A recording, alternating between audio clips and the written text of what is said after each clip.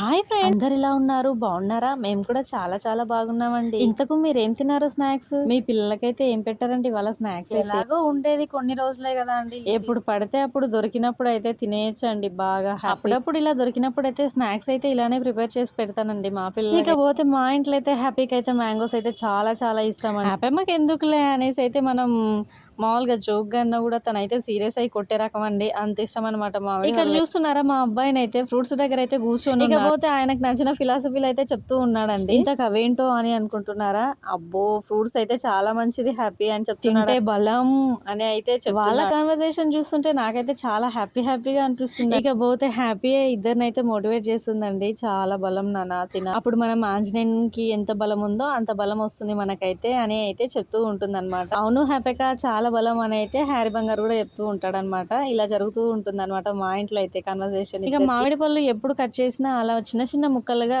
తోలు పైనే కట్ చేసి ఈ అమ్మ అని అయితే ఇద్దరు చెప్తారనమాట. అలా ఎంజాయ్ చేస్తుంటారు మా పిల్లలు. ఇక మా ఇంట్లో వచ్చేసరికి డిన్నర్ వచ్చేసి సింపుల్ గా ఈజీ మెథడ్ లో చేసి ఎప్పుడు చేసినా ఎక్కువ మసాలాలు వాడనండి, తక్కువ ఇంగ్రీడియంట్స్ తోటి టేస్టీగా చేసుకుంటాను. ముందుగా అయితే గ్యాస్ స్టవ్ మీద అయితే ఒక కడాయిని అయితే పెట్టాను. కడాయి వేడెక్కిన తర్వాత అయితే నూనె వేసుకోవాలి. ఆనియన్స్ వేసి బాగా వేయించాలి. నేను ఏ కూరలో చేసిన ఒక సీక్రెట్ అయితే చెప్తాను చూడండి. సీక్రెట్ అయితే మీరు కూడా ఫాలో అయిపోండి, చాలా టేస్టీగా ఉంటది కూర. ఏ కూర చేసినా టేస్ట్ పక్కా 100% అయితే టేస్ట్ అయితే ఉంటుంది. కూర చేసినా మనం అయితే ఆనియన్స్ ఎక్కువగా తీసుకోవాలి, టమాటాలు కూడా కొంచెం ఎక్కువగా తీసుకోవాలి. అలా తీసుకుంటే కూర అయితే బాగా టేస్టీగా వస్తుంది. మనం ఆనియన్స్ ని కొంచెం లైట్ బ్రౌన్ కలర్ వచ్చేంత వరకు అయితే వేయించుకోవాలండి నూనెలా. అదైతే మెయిన్ ప్రాసెస్ అండి. ఆనియన్స్ ఎంత ఎక్కువ వేసుకున్నా కూడా కూర అయితే చప్పగా పడుతుందని అంటారు కదా, అలాంటి ప్రాబ్లం అస్సలు ఉండదు అనమాట. ఈ కర్రీలోకైనా అలా అయితే కలిపేసుకోండి, చాలా టేస్టీగా ఉంటుంది, అద్భుతంగా. ఆనియన్స్ అలా బ్రౌన్ కలర్ వచ్చిన తర్వాత అయితే మనం అయితే పసుపు జింజర్ పేస్ట్ అయితే వేసుకొని అవి రెండు కలిసేలాగా బాగా కలుపు. మనం తుంచి పెట్టుకున్న గోరుచిక్కుడు ఉంటది కదా, వాటిని కూడా బాగా కడిగి అయితే దీనిలో యాడ్ చేసేసుకోవాలండి. ఈ గోరుచిక్కుడుకాయ బాగా కొంచెం కలర్ అయితే చేంజ్ అయిపోతుంది, డార్క్ కలర్ వస్తుందండి.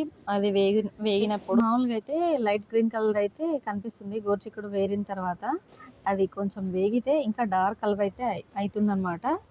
ఆ తర్వాత చిన్న చిన్న ముక్కలుగా కట్ చేసుకున్న టమాటోస్ని కారం ఉప్పు వేసుకోవాలండి. ఇంకోటి ఇది కుక్ అయిన తర్వాత అయితే సాల్ట్ అయితే వేయొద్దు. కారం వేసిన తర్వాత సాల్ట్ వేసామంటే ఆ సాల్ట్ మొత్తం కూరకైతే పట్టుద్ది, చాలా టేస్టీగా ఉంటుందండి. అట్లా ఇక మనం అన్ని ఇంగ్రీడియంట్స్ వేసిన తర్వాత అయితే కరివేపాకు కొత్తిమీర కూడా వేసేసుకోవాలి. మెయిన్గా ఏం చేయాలంటే ఈ కూరని అయితే సిమ్లో అయితే కుక్ చేసుకోవాలి. ఎందుకంటే నేనైతే ముందుగా గోచికెన్ అయితే వేయించలేదు, ఇంకోటి బాయిల్ కూడా చేయలేదు. అందుకనేసి అయితే నేను సిమ్లో పెట్టి కుక్ చేస్తున్నాను. 3-4 టైమ్స్ అయితే ఇలా కలిపిన తర్వాత అయితే దించుకుంటే సరిపోతుంది, చాలా టేస్టీగా అయితే తయారవుతుంది అనమాట. ఏంటో అండి అసలు ఈ తలనొప్పి వచ్చింది, అసలు ఆపుతున్నా తగ్గిపోతుంది అని అయితే ఆపుతున్నా, అయినా నా మాట అస్సలు వినట్లేదనమాట. ఇంకా రొట్టెలు కొడుతుంటే ఇంకా రొట్టెల నుంచి మరీ లేపిందండి. లేపి అయితే కాఫీ అయితే ఫస్ట్ తాగనేసి అయితే కాఫీ అయితే కలిపేసుకున్నాను అనమాట. అదేంటో హెడేక్ అయితే బాగా విపరీతంగా అయితే వచ్చింది. సో అందుకనేసి అయితే ఫస్ట్ కాఫీ తాగిన తర్వాత అయితే ఇంకా మిగతా పని అయితే పూర్తి చేస్తున్నాను. ఇలా డ్రైగా ఇలా అవుతుంటే మనం దించుకోవచ్చండి, చాలా టేస్టీగా ఉంటుంది. చపాతీలోకి కానీ రొట్టెల్లోకి అయితే మహా అద్భుతంగా ఉంటుందండి. ఎక్కువ రిస్క్ లేకుండా ఇలా తక్కువ ఇంగ్రీడియంట్స్ తోటే చేసుకోవడం ఉత్తమం అని అయితే నాకైతే అనిపిస్తుంది. నేను ఎప్పుడు చేసినా ఇలాంటి మెథడ్ లోనే ఈజీగా చేస్తూ ఉంటాను. ఫైనల్ గా అయితే కర్రీ అయితే ఇలా అయిందండి, చాలా టేస్టీగా ఉంది. ఇక వీటికి కాంబినేషన్ గా అయితే రాగి రొట్టెలు అయితే చేస్తున్నానండి. మా వారైతే ఎవ్రీడే రొట్టెనే చెయ్యి అని అయితే చెప్తాడన్నమాట. ఓపిక ఉన్నప్పుడు చేస్తానండి, ఇంకోటి టైం అయితే దొరకదు. మాక్సిమం అయితే ట్రై చేస్తాను మా ఆయన కోసం. ఫస్ట్ అయితే కాంబినేషన్ కర్రీస్ అయితే చూసుకుంటాను, వాటికి రిలేటెడ్ గా అయితే చేస్తూ ఉంటాను అనమాట. వాటికి జొన్న రొట్టెలోకి ఆ కర్రీ బాగుంది అంటే ఆ డే కంపల్సరీ అయితే రొట్టె డే బై డే అన్న చెయ్యవే అని అయితే నన్ను అయితే అంటూ ఉంటాడనమాట. సరే అని చెప్తాను, ఇంకా తర్వాత ఇంకా నా మూడుని బట్టి ఉంటుంది. ఇలా డైలీ మనం ఇళ్లలో మాత్రం రొట్టెలు చేసుకుంది హాస్పిటల్లో వాళ్ళు లాక్లు వేసుకొని ఇంట్లో కూర్చోవాల్సి వస్తుందండి. పక్కా డాక్టర్స్ అయితే మన ఇంట్లోనే వైద్యం పెట్టుకొని మనం అయితే హాస్పిటల్లో మన హెల్త్ ని అయితే చూసుకుంటాం. హాస్పిటల్కి వెళ్తేనే హెల్త్ అయితే సెట్ అవుతుందని అయితే కంపల్సరీ అయితే అనుకుంటాం కదా. ఏమైనా మనం హాస్పిటల్స్ కే వెళ్తాం కదా, మనం అయితే వంటిలోనే వైద్యశాల చేసుకుంటే అయిపోలా అండి. తినే ఫుడ్ తింటూనే ఉంటాం మనం. ఏ రోజు మన బాడీకి నచ్చే ఫుడ్ అయితే ఎంతసేపు ఉన్నా మన మనసు ఏమని ఆలోచిస్తుంది అంటే బర్గర్ తిందామా, బిర్యానీ తిందామా, పిజ్జా తిందామా అని అయితే ఆలోచిస్తుంది. బాడీలోనేమో అవైతే అరుగుదల అయితే అస్సలు సరిగ్గా, అందుకే ఫస్ట్ స్ట్రోక్ కే చనిపోతున్నారండి జనాలు అయితే. హార్ట్ అటాక్ అంటే మామూలు. ఇక నుంచి అయినా మంచి ఫుడ్ అయితే బాడీకి అయితే ఇస్తే చాలా బాగుంటదండి.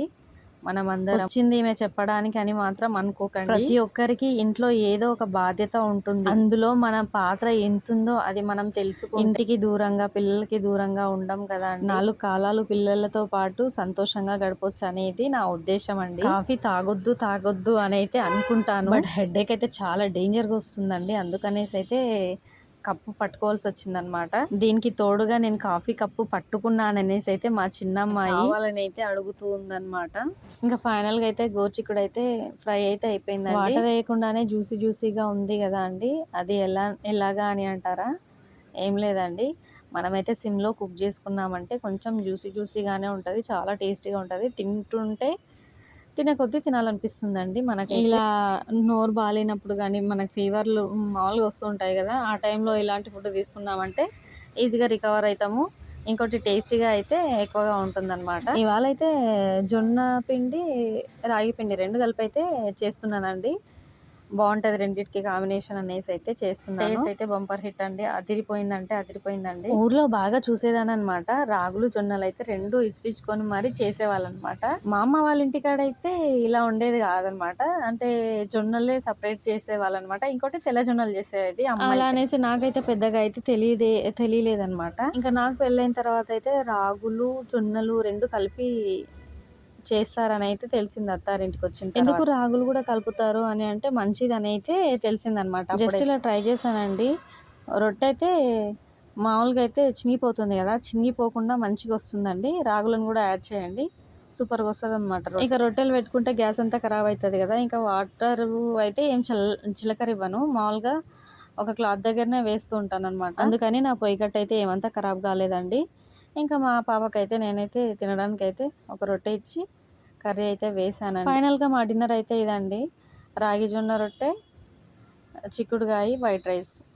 వీడియోస్ నచ్చితే లైక్ చేయండి, షేర్ చేయండి, సబ్స్క్రైబ్ చేసుకోండి. బాయ్.